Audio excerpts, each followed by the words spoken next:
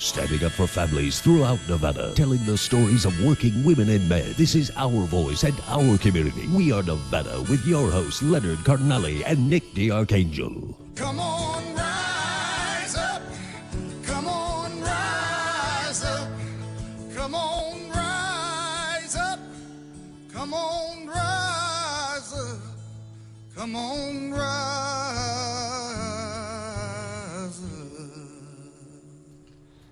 All right, good morning, everybody, and welcome to We Are Nevada radio show. You know, I love that song, and I was watching the 12-12-12 concert this week, and Bruce played that song, and he gave the intro about it and talked about Asbury Park and talked about why he wrote it and in support of Asbury Park to to bring that place back. And then, of course, he played it.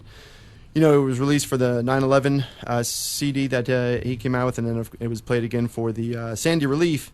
And I like to play it and hear it every Friday morning for the We Are Nevada radio show because I think it's a call to action for working men and women in Nevada to rise up and to take control. And as we continue our countdown to Carson City in the 77th legislative session, where every Nevadan will have a voice and has an opportunity to rise up and take control of our destiny and improve lives for all of us here in Nevada. I am so wound up. Can you tell, Leonard?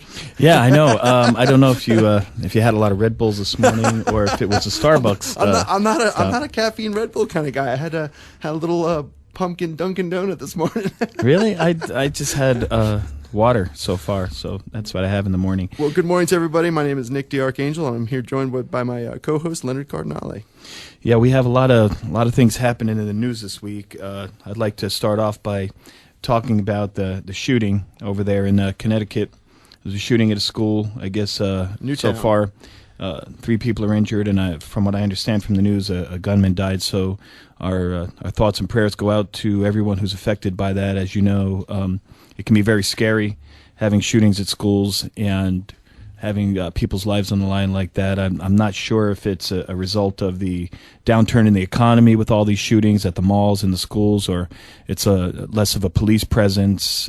Virtually every city and every county in the country has cut back on their police presence and their public safety to try to save money. But in the long run, I really question their decision-making, trying to save money by cutting police and fire personnel and cutting down on response time and public safety, and I really question that. I think that that's money well spent, and I think that's what taxpayers pay the money for, is for their public safety and for their public services. So I'm really not seeing the thinking on that. Well, and I was listening to the radio on the way in, and I heard the mayor get on the air to talk about what the situation is, and and it's still a developing situation. And look, you're going to hear every single time you hear this, no matter what the disaster is, right? Whether it's this unfortunate, this awful situation that's happening in Connecticut, or any other situation. What's the first thing? Who are the first people they thank? Right? They thank. I want to say that the first responders are doing a great job, and I want to say that the people that are on scene, and this is who they thank all the time. And those thanks are great, and those thanks obviously are appreciated.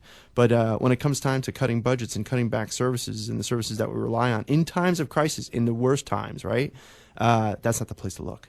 Well, as far as Nevada, statistically, we have less public employees per capita than any state in the union. Oh, yeah. So public employees are really cut back here, and I really question the decision making at the top as far as how to save money and how to move forward. Actually, it's a great segue into the whole fiscal cliff argument. Yeah, fiscal. Well, it is becoming a fiscal cliff. We were kind of making jokes about it recently, where it was more of a fiscal slope. It is a fiscal slope, and it becomes. And I like Pelosi's comments where she said that I am not going to throw seniors off the fiscal cliff. Right, that's when it becomes a fiscal cliff. If you actually do cut these services, right, and if you actually do change the age, the qualification age, right, then that's when it becomes a cliff, because you're throwing people off the cliff. Otherwise, this is a slope. This idea of some sort of financial fiscal disaster is not going to happen. And actually, something came to me as I was driving in, because a lot of things were popping in my head. I bet the way your mind's going this morning. But I was just thinking, right? So, we've seen this before, government shutdown, right? Well, geez, government shutdown, no more government. Isn't that what the right is always aiming to? Yet when government shuts down, they freak out because their constituents are saying, we can't have government shut down. We need these services. We need all this stuff. So this goal of standing in the way of getting things done it's got to stop. And I'd like to see a point where both sides come to the realization that we can't do this. We can't stop things. We need to progress. We need to do something. Remember during the Clinton administration, it was we need to do something. Well, there were at least 4 Republican congressmen this week that came out publicly and even on the TV, and they said they agree that the upper 1%, the rich in America, are going to need to start paying a little bit more taxes. If you have someone like Mitt Romney, who's a multimillionaire, and he pays about 13%, then you have the average public employee paying between 25 and 28% in taxes. And we're not asking them to pay more than us. We're just telling them we're asking them to catch up a little bit.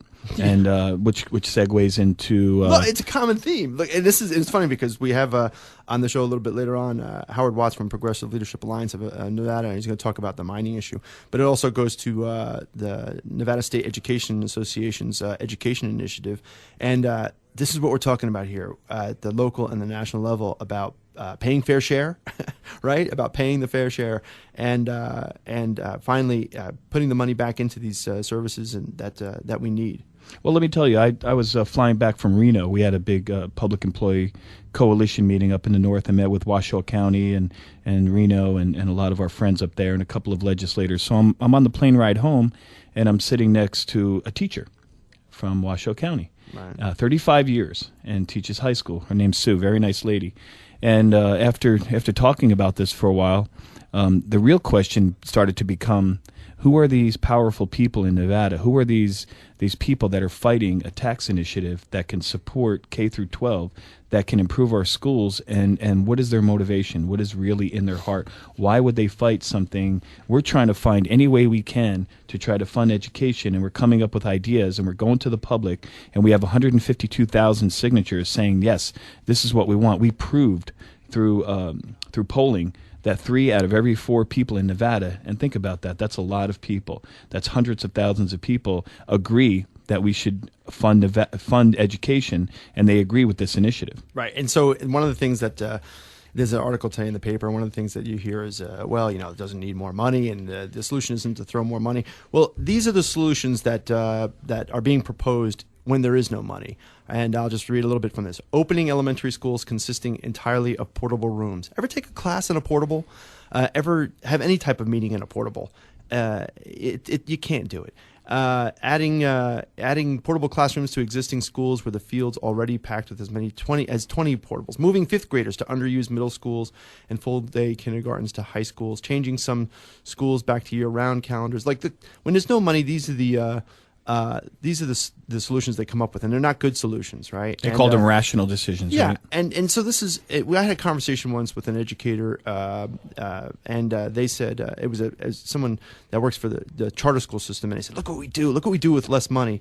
And the answer to that is always going to be, "Yeah, it's congratulations! It is amazing what you've done with less money, but what would you do with more? What would you be able to do if you had a little bit more money?" How about buy some more school books? How about hire some more teachers, and instead of teaching 35 to 40 kids in a classroom of 3rd graders, which a lot of teachers do because I talk to them personally, how about we cut down on the class size and give the students the teaching and the individual attention that's required to get them educated and move along in life and be prepared for adult education? Because right now they're saying at the community colleges they spend more time trying to catch the students up as they come into community college to get up to speed on their education to be in college than they do actually educating them from a college point of view. Yep, it's amazing. So, and we have a lot more to talk about this. I mean, this will always be an issue as we move on into the legislative session. You are listening to the We Are Nevada Talk Radio Show with your co-hosts Nick the Archangel and Leonard Cardinelli, right here on KLAV 1230 AM and streaming live at www.klav1230am.com. Do you have a question about how collective bargaining works here in Nevada? Do you have a question about the public pension system here in Nevada? Are you wondering what's going to happen with Medicare, Medicaid, and Social Security? These are some of the questions that we dig into right here on the We Are Nevada Talk Radio Show every Friday morning at 9 a.m. right here on 1230 AM KLAV. The call-in number is 702-731-1230. 702-731-1230. Give us a call if you have a question or a comment.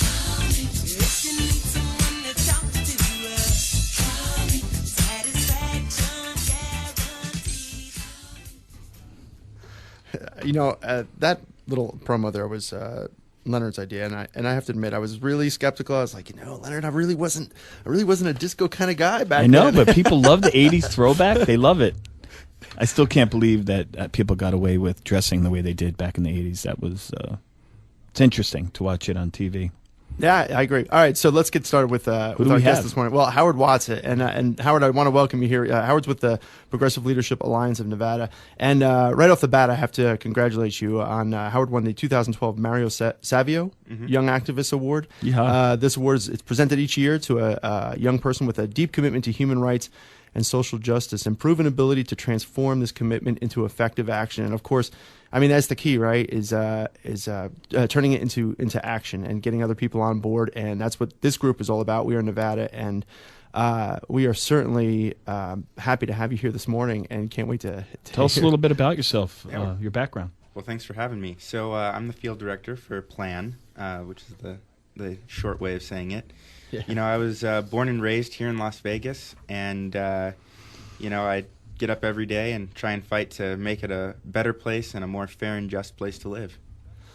Well, that's a tall order, huh? Especially these days, So look, the last legislative session, that was my indoctrination into this whole wonderful world of politics, right? So let me ask Howard a quick question go ahead. before we get into the the meat and potatoes of the subject. So I'm in Reno the last couple of days, and I've talked to several people, and so we're at this meeting, and someone mentions that that mining purchased several acres of land for $5 an acre, and underneath the land was literally billions of dollars in mining revenues. So is that something that is that a rumor that's out there, or do we know if that actually happened, or do you know? Well, as far as that specific instance, I'm not sure, but what I can tell you is that mining has a history of exploiting lands, both public and private, for their use. Until last session, they could actually initiate eminent domain. So if they knew that there were, valuable minerals under your property, they could actually initiate eminent domain and seize your land and pay whatever was quote unquote fair market value for it. Could we consider that regressive in any way? That is just so the shocking 1800s, 17. Where are we going with that? 1500s, maybe. That's so shocking to me on so many different levels. It's the king's land. You know what? Have you guys seen the classic James Dean movie, Giant? Haven't. No, you guys haven't, of course. Who? Yeah, it was James Dean, right? Rock Hudson's in it, Elizabeth Taylor's in it, James Dean is in it. Who? And yeah. So it's James Dean is a worker. He's a worker on Rock Hudson's ranch, and end up finding oil on his own property and becomes hugely rich and successful. But when you just said that, it just turned that whole paradigm upside down, because here's, imagine you had whatever resource underneath your property, and someone comes in and says, yeah, that lotto ticket, that's mine. Remember you said you were going to give it to me? Yeah, right, yeah. Howard, we kind of jumped into it, but I'd like to give our listeners, because a lot of them are listening for the first time, and we try and hold them by the hand and walk them through it. Tell us about PLAN. What does PLAN do, and what's their mission? Sure. So PLAN is about 18 years old. We're based in the state of Nevada. We have one office in Reno and another one right here in Las Vegas. And, we're committed to the principles of social, economic, and environmental justice. So environmental justice, we work on issues like conservation, energy efficiency, pushing for renewable energy.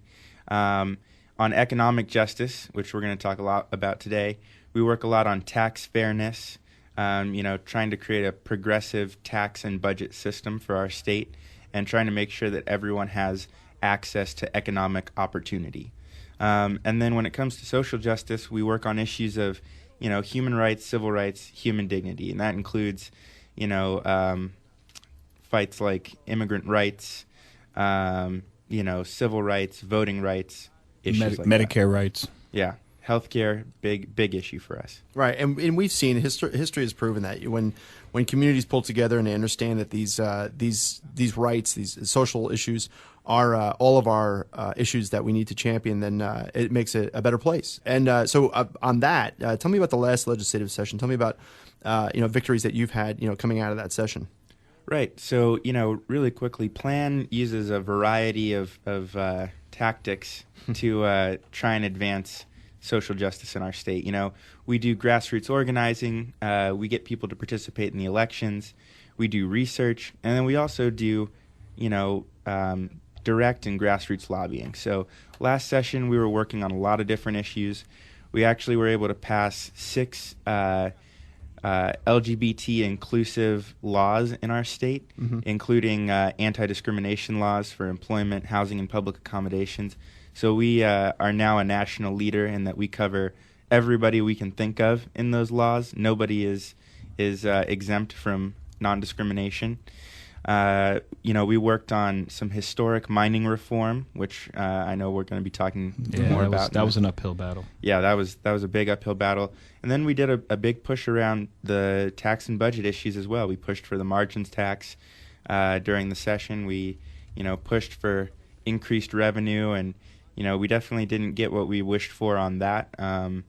But we did help really raise the dialogue, and I was out there along with folks from labor and other community groups. I we were out testified there, in those meetings. and we were camping out on the legislature in May. So who you're trying to pass this anti-discrimination legislation and the like. Did you get any pushback during the session? Did you have to really kind of fight and testify? Yeah, it's not an easy process. So who pushes back on an anti-discrimination law? It who depends. is that? You'd be amazed. You'd think maybe it would just be the Republicans, but we also had a Democrat, Senator John Lee, who actually lost his primary election this summer.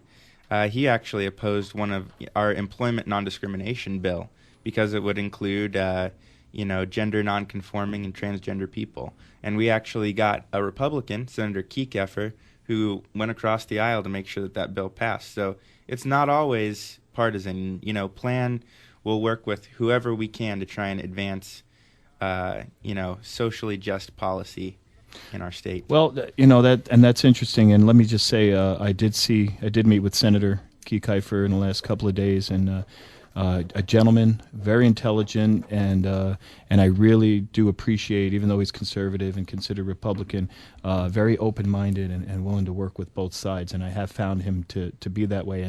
And I think you're right. I think the Dems, there were some Dems last session that possibly you could argue that hurt us more than anyone who opposed, from a conservative point of view, anything that we were trying to get accomplished. And at least you know where they stand, And there are some folks like we've mentioned, Senator Kekeffer, and some others who can be reasoned with, and who, you can get over on some issues. But sometimes our supposed allies are the ones that we really have to work hard to keep with us and have them move things forward. We had to do a lot of pushing to get those LGBT bills moved forward out of committee and moved forward through the chambers, and those were all controlled by friendly folks, but you have to show them that there's that support there.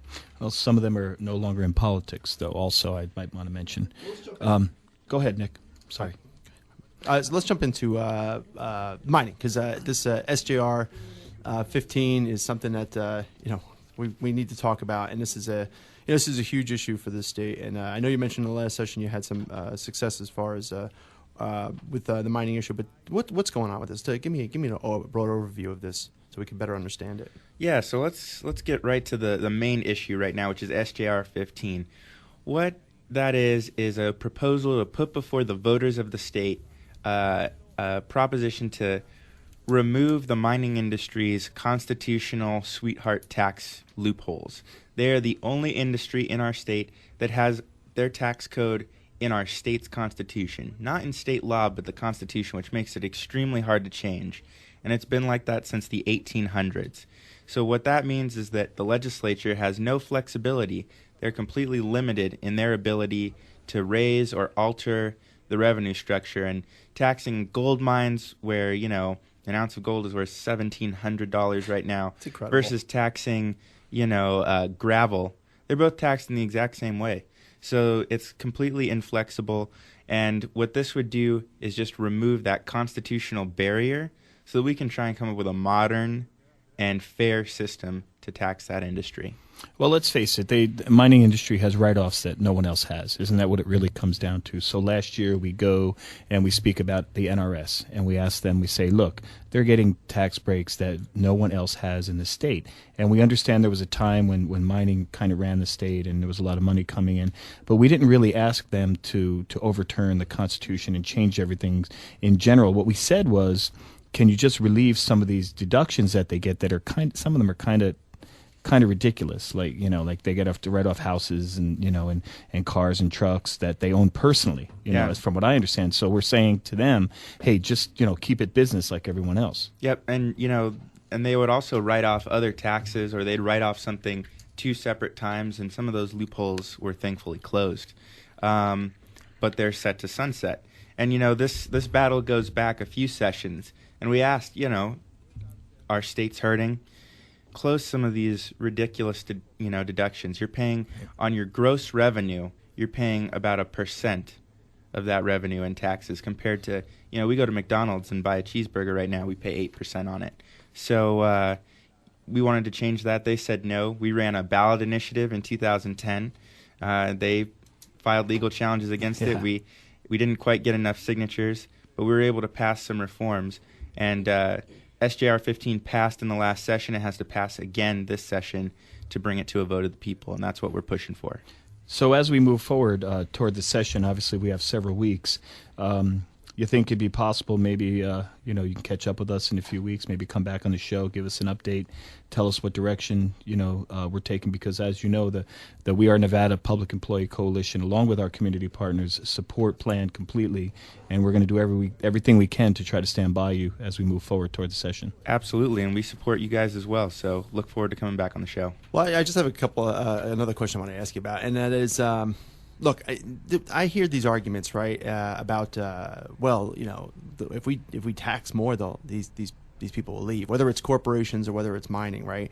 And I just read recently that there was a effort to go to a dormant mine near Searchlight, right?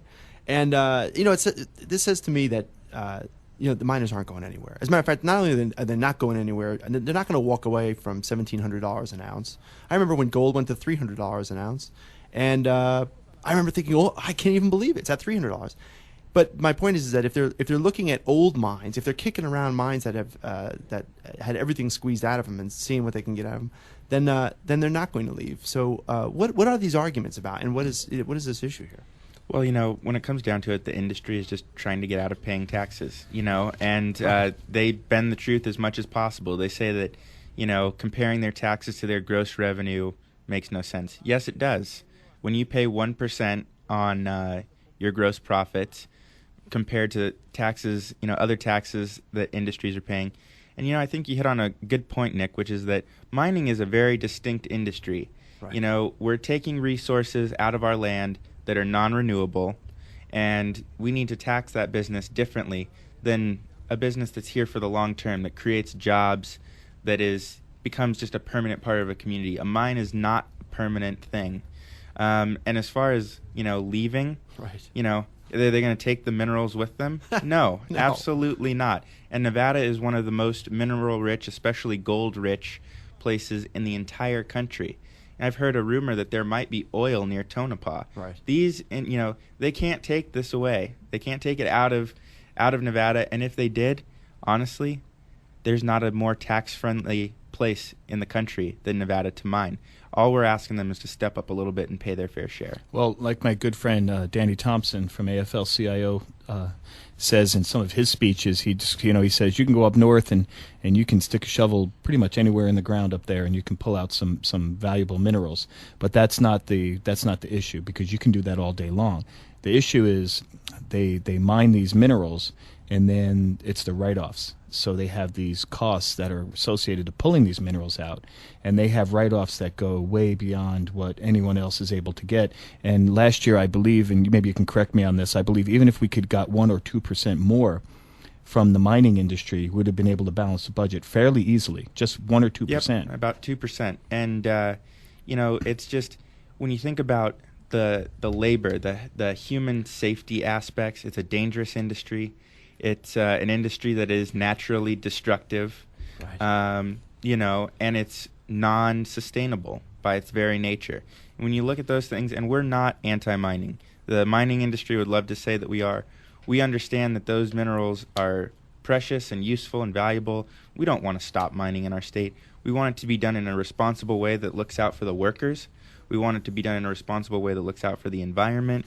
And we want to make sure that those profits aren't just being shipped out of the country, because those gold companies are mostly foreign owned.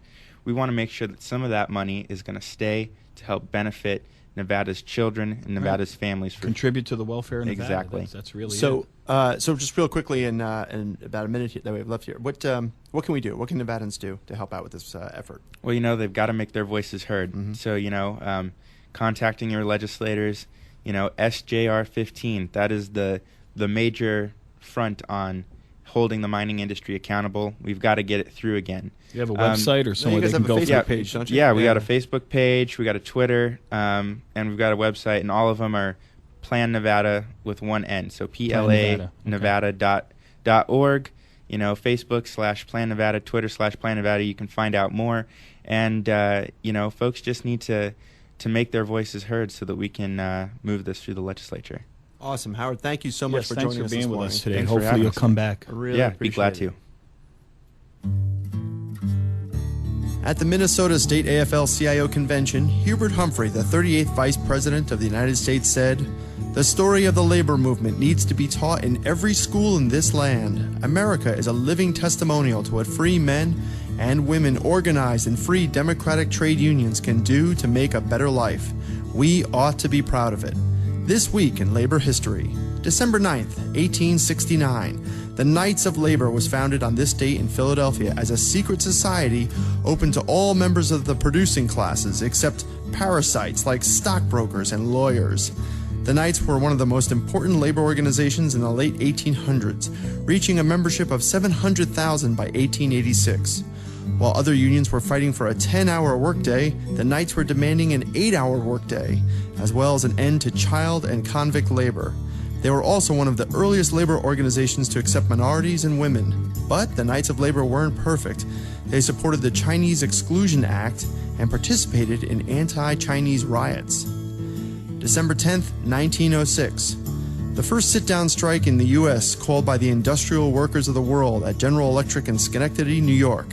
The Industrial Workers of the World, IWW, or the Wobblies, is an international union. At its peak in 1923, the organization claimed some 100,000 members in good standing and could marshal the support of perhaps 300,000 workers.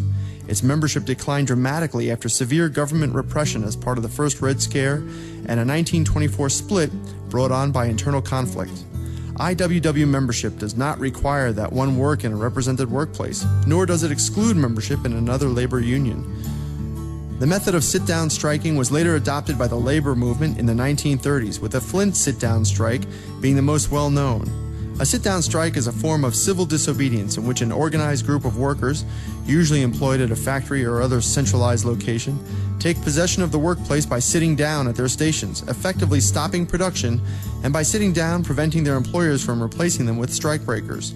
3,000 workers sat down on the job and stopped production to protest the dismissal of 3 fellow IWW members. December 12, 2006. A U.S. immigration sweep of 6 Swift meat plants results in the arrest of nearly 1,300 undocumented workers. But that doesn't tell the whole story of what was taking place at the Swift packing plant. In a 2007 article from Houston Press, reporter Megan Feldman describes a scene right out of Upton Sinclair's The Jungle, except this took place in the 21st century, and instead of German and Irish immigrants, it's Mexican and Guatemalan immigrants who are cast in this tragedy. The article focuses on Amanda Salcido, the daughter of a Mexican-born construction worker. Salcido worked at the plant for 15 years cutting cow carcasses until she slipped and hurt herself. Eventually, she was fired and replaced by Guatemalan immigrants who she said she helped make worker ID cards with names like Smith and Johnson. In 2007, Salcido would become a plaintiff in 2 separate class action lawsuits against Swift. One alleged that the company wrongly terminated dozens of injured workers to save on workers' compensation costs, slashing them from $6 million in 2002 to just $600,000 2 years later. The other suit claimed the company deliberately and systematically replaced native workers with Guatemalan immigrants in a scheme to depress wages. While Swift acknowledged that it fired employees who had been on injury-related restrictions for more than 6 months, it denied any wrongdoing. The company also said it did its best to obey immigration laws during hiring. The suit was dismissed in 2009 on the grounds that because legal and illegal workers could not be clearly separated in retrospect, the relevant class could not be ascertained. December 14, 1995, some 33,000 striking members of the machinists and a 69-day walkout at Boeing. They won pay and benefit increases and protections against subcontracting. The strike lasted 69 days, making it the second longest strike against Boeing. At the end of the strike, the deal included language meant to limit member layoffs from outsourcing and give the union some oversight on subcontracting. But to this day, the issue of outsourcing remains at the forefront of bargaining at Boeing and throughout the country. And this ends our week in labor history for Friday, December 14th. Okay, the 77th legislative session will start in Carson City on Monday, February 4th. And to get us all ready as to what that means and how it affects you, we welcome to the show Craig Stevens. He's the political director for the Nevada State Education Association. Craig, welcome to the show. Thank you. Good morning. Yeah, good morning. So, we've been talking a lot about the legislative session and talking about the local politics and what it means. One of the things refrain I have every single show is, the national politics and the election was a big deal. Everybody paid a lot of attention to it. But after that was all done and after it's all said and done, what really matters is local politics when it comes to your day-to-day life. What do you think about that? I think you're absolutely correct, especially in our line of work with the issues that matter to us most. When it talks about collective bargaining, when you talk about education, when you talk about the issues that are out there, it all happens at the local level. And even if you're bargaining or you're doing things at the county level, the guidelines pretty much come from the state. And so this is a very important time here in Nevada. Yeah, I couldn't agree more. And so let's take a step back and tell me a little bit about your job and what you do. How long have you been a political director? I've been a political director now for, I think it's 3 years. My job is basically to represent the needs of 28,000 educators across the state. And my job is to talk to legislators, inform them of policy, lobby them, and do what I can to make sure that the voices of our members are heard.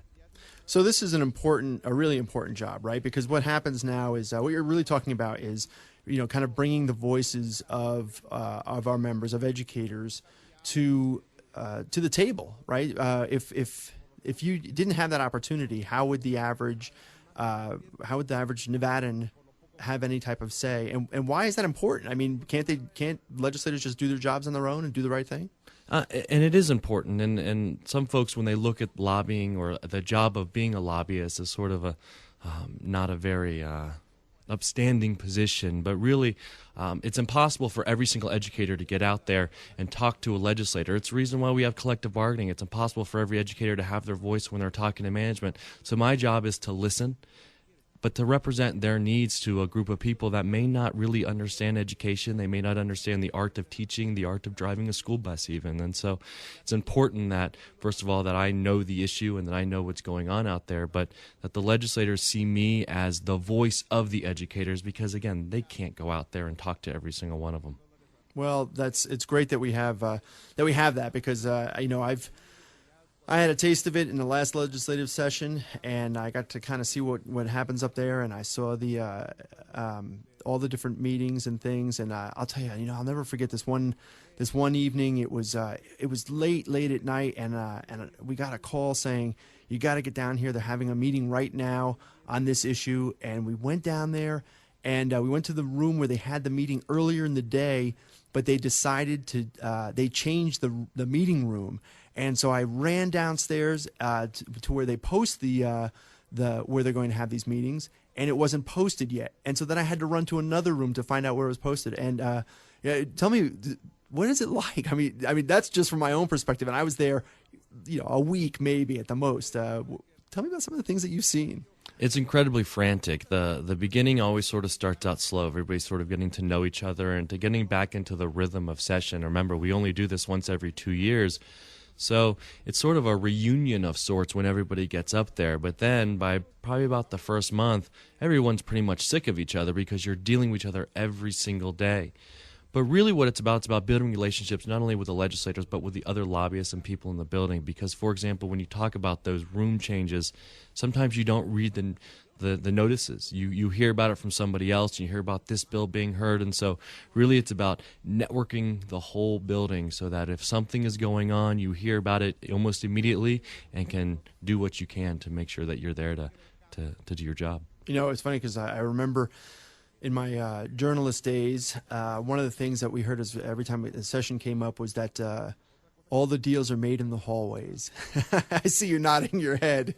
And I mean, it sounds like, I know it's a 120-day session, right? If it doesn't go into special session, and it sounds like you're always on. Absolutely, and it's amazing. And the hallways are where the business is made, not just because that's where the lobbyists hang out, but you have maybe 35 seconds to talk to a legislator between one committee hearing to another committee hearing, and so you have to be everywhere and at the same time. And but again, there is a rhythm to the building, there is a rhythm to the committee hearings, and the issues that are coming up, and you also know from working with the legislators what their plans are as well. So while you do get some surprises, that you can work with them and sort of know what's coming up next if you know what you're doing.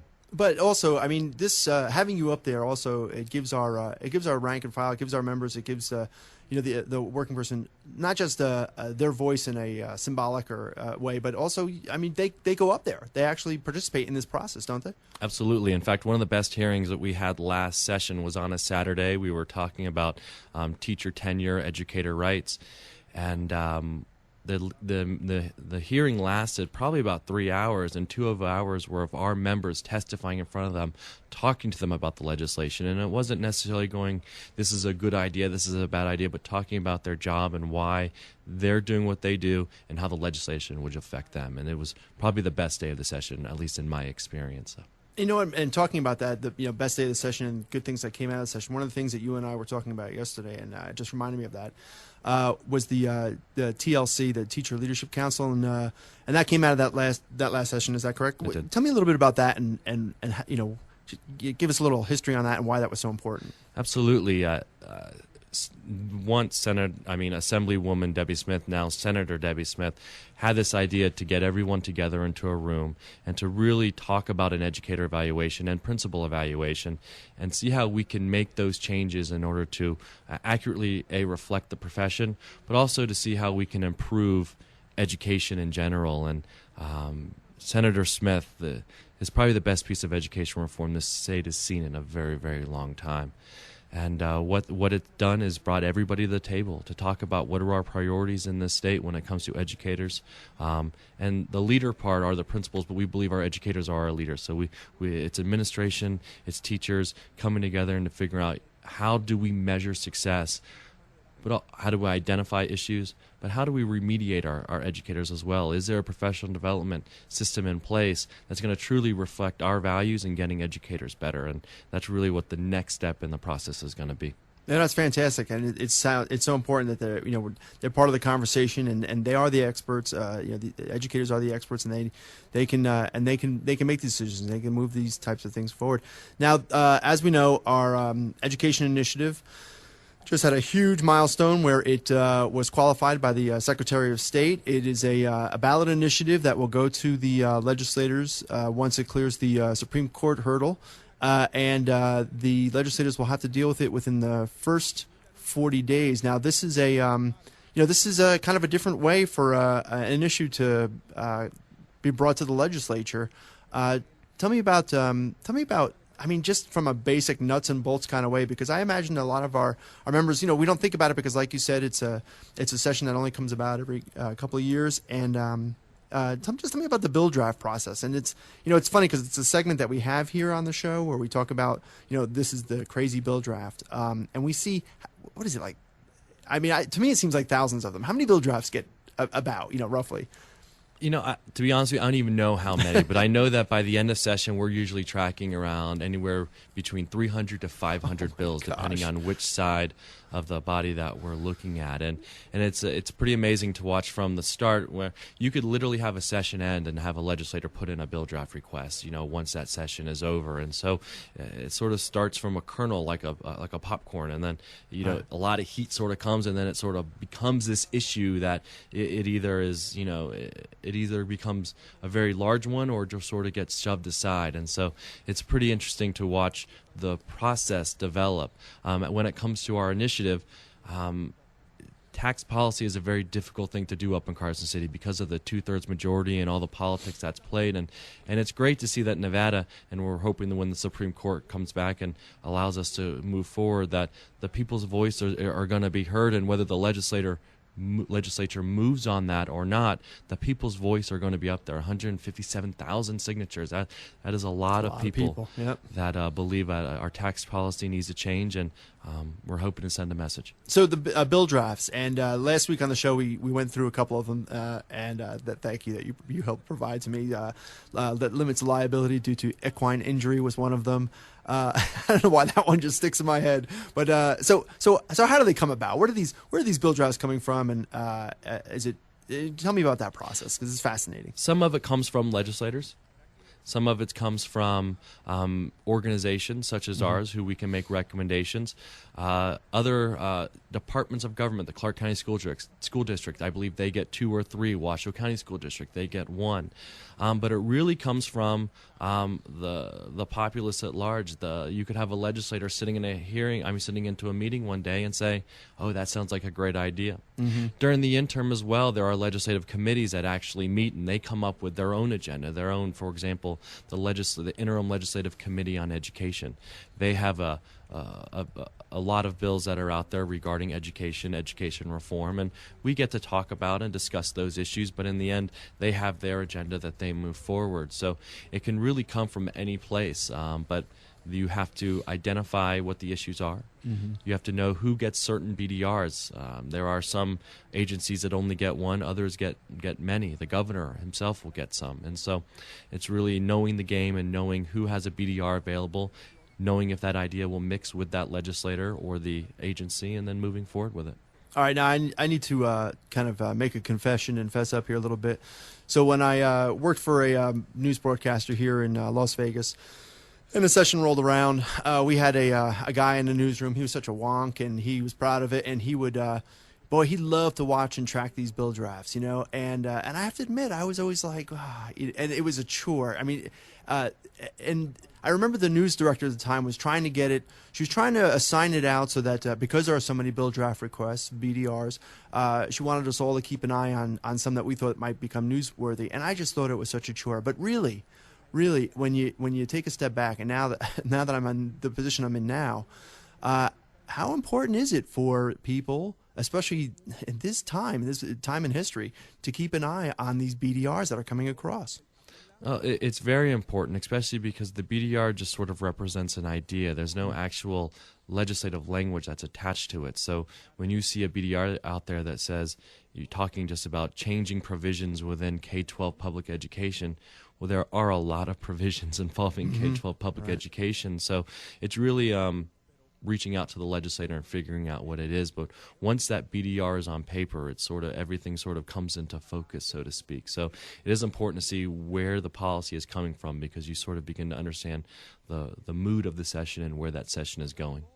So now I've become that guy that worked in the newsroom, and I go to the legislative website, and they have a special website dedicated to the legislative session. This is 77th. You can Google Nevada State Legislature, and they'll have it there, and you can actually track these. You can read through these bill draft resolutions, and you can find one that catches your eye and say, well, yeah, that might be something that would be of interest to me. And look, and this is the thing, it can be very specific, because there are bill draft resolutions that affect healthcare. There are those that affect education. There are those that affect. I saw one that said it was going to revise the laws regarding texting. So it's, there's something on there for everyone. I'm sure you agree. Absolutely. And during the legislative session, the legislature actually provides a service that allows you to track them on their website. And they send alerts, they send messages on what bills are being heard. And so there is a fee attached to it, I believe, if you're going to track over a certain amount of bills. But anybody can track bills, and you get instant messages as soon as they know of a bill that you're tracking is actually going to be moved on. So that's very helpful. So in a future segment, we'll get into, and I'll talk to you about things like zombie bills and the whole ceremony that takes place with killing bills and everything like that. But I want to just dabble a little bit into legislative priorities and talk about, of course, our number one legislative priority, which is education funding. And tell me about that, about the education initiative, and how it's the centerpiece of this priorities going forward into the session. Well, the legislature, because of the poor economy we've gone through, has really had to cut back on education, and we've noticed that the tax structure simply doesn't match the priorities of this state. And the other priorities that everyone else is trying to get involved, whether it's full-day kindergarten, whether it's professional development, it all is going to cost money. We put a whole reform agenda through last session, but didn't really fund it. We've done as best as we can, as we said. Senator Debbie Smith really put a great bill together to get people talking and get something out there, but eventually we're going to have to fund it, and the tax structure right now does not support that funding. And I think that's a really interesting point that you just mentioned, and it's a really good point, and I think people are aware of this idea, but good ideas do come out, and this, like you said, there was a reform agenda that came out of the last legislative session, and these ideas they're not free. They take a certain amount of infrastructure and organization, and it needs to be paid for. So I think I had seen something that you had written about the cuts over the past few years. How many hundreds of millions of dollars has it been? I believe it's $500 million. Yeah. So this is the thing, right? And I'm reading in the paper over the past week about promising. Governor promises no more cuts to education. Well, that's fine, but we're already in the hole. Absolutely. We're in the hole. We have programs that came out of the last legislative session that that are good programs that deserve to get the proper funding. We have an education system that is desperate for funding, and it's clear to see why this would be such an important priority. Craig, I want to thank you for coming out this morning. I certainly learned a lot, and I'm hoping that our listeners did too. I look forward to having you back and speaking with you as the session kicks into gear, because I know you'll be really, really busy, but I think this is one of those these opportunities where we can keep people updated and let them know what's going on with these issues that are important to everybody. Thank you, Nick, and I'd love to come back anytime. Very good. Run for your lives! Collective bargaining is under attack! Don't they know we're just families trying to get by? Why are they attacking collective bargaining? We've never hurt anyone. All right. Isn't there an explosion at the end of that? Well, there was a mini explosion because we don't want to oversell it. Those are the sounds that you're going to hear on December 21st. Yeah. We're going off the Mayan calendar runs out on December 21st, and there's some speculation as to what exactly that means. There's we have no a couple of speculation. bets They lay going. it out. If a monkey shops at IKEA, it's going to be the end of the world. Yeah. I'd have to say that's fairly accurate. So let's talk about Michigan and right to work. Well, let's welcome Howard back first. Howard, welcome back. Thanks for having me. And thanks for staying with us. So Michigan, right? The right to work law, they pushed this thing, and this was approved, and there's a lot of confusion. I was listening to I'm not sure if it was MSNBC or no, it was NPR. It was NPR actually this morning, the network, and talking about right to work, and they had journalists on from USA Today and the Washington Post, and I've come to a conclusion here, Leonard, and that is that the industry that I came from, they really don't know a lot about labor. Really? Yeah, really, because there was a lot of confusion about right to work and at will and what the two meant. So well, at will means if they're not happy with you, you can get terminated without cause. And there's another term, just cause. So some states are just cause, and basically that means in order to get terminated from employment, there has to be some kind of cause. So this way you can have some quality of life knowing that you can't just be terminated any day at any time for any reason. Yeah, and I've been seeing a lot of editorials and commentaries in our local, I'll call them papers. That's all I'll give them. Papers here, and saying that, well, you look at us, we're right to work, and it works here, and that type of thing. Look, collective bargaining works here, and that's certainly true, and it's something that's worked for 40 some odd years. But right to work is not an ideal. This isn't the best way for workers to have a voice in the workplace. Yeah, this is basically private industry pushing this kind of a message, and it's another way to circumvent collective bargaining. Collective bargaining, and I've said this before, is simply I like to make an analogy to the Constitution of the United States. We separated from another country, we came and formed our own country, and we had this Constitution, which basically says these are our beliefs, these are your rights. This is we as a people. We agree that you have certain rights that we can live by and certain beliefs that we all believe in. And really collective bargaining does that. It's just a way to have a voice. It says these are your rights as an employee. You have a right to these certain benefits, certain days off, certain pay scale, certain hours of work, and there's a grievance process that leads to mediation or fact finding or arbitration, depending on whether you're police, fire, or depending on whether you're a public employee in another division or section. So really you have this contract that says, hey, we can elect someone, and we can participate in our own pay and benefits and discipline process, and we can challenge management whenever they go kind of off the cliff and start doing things and violating people's rights. And really it's just a contract that is presented in all fairness. So my question is, as Americans, why do they have such a big issue with this? Is it about control, or what do you think, Howard? What do you think? Well, I think at the end of the day, it's, first of all, I don't like to call them right-to-work laws. It's either corporate servitude or the right to work for less. Yeah. Oh, I like that.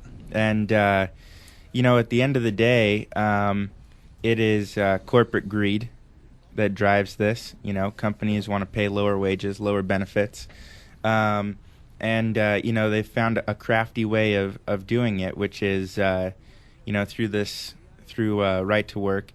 It basically says, oh, hey, you can be a free rider. You can work for a place and that other people have struggled to unionize, and you can get some benefits, but you don't have to pay union dues. You can get the basic salary. You won't get the union health benefits or other things, but and it's something that they've been pretty good at using. But what they don't tell you is that in the process that erodes the power of the workers to be treated fairly. Absolutely, that's really the point, is it not? And look, I've seen contracts and contract fights where you have the members, and they're working so hard through all these various articles to help and to help everyone in the workplace, right?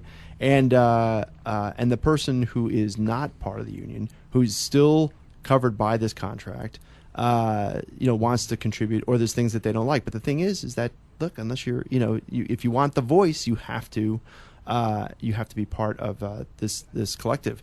And this is, but it was interesting. Like I said, that we heard that there were some states, there was this confusion about at will, and the Nevada has right to work, and the unions can be in the shop, and it's and people don't have to. But then in places like the South, you have at will, or Texas, and you have at will, and this is a situation where you could be fired for absolutely any reason, just taken out, and this is a measure of protection against that, and so that we don't have to have a situation like that. So one of the things in this week in labor history that I brought up was that if you heard it was issues of safety, and this is a really important. We talk about the rights of workers and stuff, but well, what's that there, Leonard? Oh, some banjo music. Yeah, that's exclusive to America. So that's going to be our theme,